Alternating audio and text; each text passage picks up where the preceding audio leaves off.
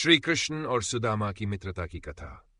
प्राचीन समय में द्वारका के राजा भगवान श्री कृष्ण और गरीब ब्राह्मण सुदामा की मित्रता की कथा बहुत प्रसिद्ध है।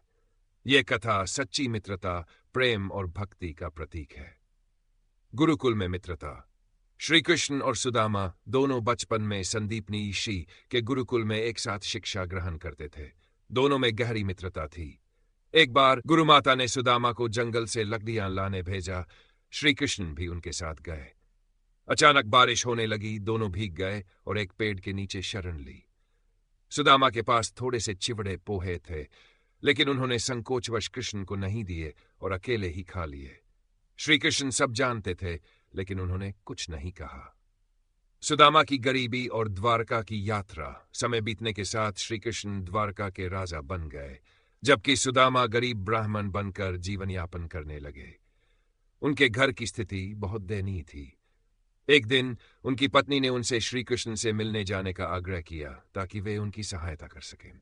सुदामा के पास कोई उपहार नहीं था, इसलिए पत्नी ने पड़ोसियों से थोड़े चिवड़े उधार लेकर एक पोटली में बांध दिए। श्री कृष्ण का प्रेम और सुदामा का संकोच। जब सुदामा द्वारका पहुंचे तो महल के द्वार पर सैनिकों ने उन्हें रोका, लेकिन जब श्री कृष्ण को पता चला तो वे नंगे पांव दौड़कर आए और अपने मित्र को गले लगा लिया।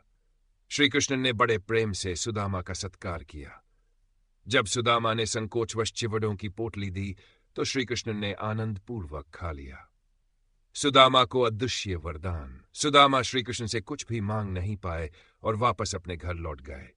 जब वे अपने गांव पहुंचे तो देखा कि उनकी झोपड़ी एक सोने के महल में बदल गई थी और उनकी पत्नी सुंदर वस्त्रों में खड़ी थी। ये देखकर सुदामा की आंखों में आंसू आ गए और वे श्री कृष्ण की भक्ति में डूब गए।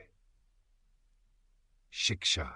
यह कथा हमें सिखाती है कि सच्ची मित्रता और भक्ति का मूल्य सबसे अधिक होता है।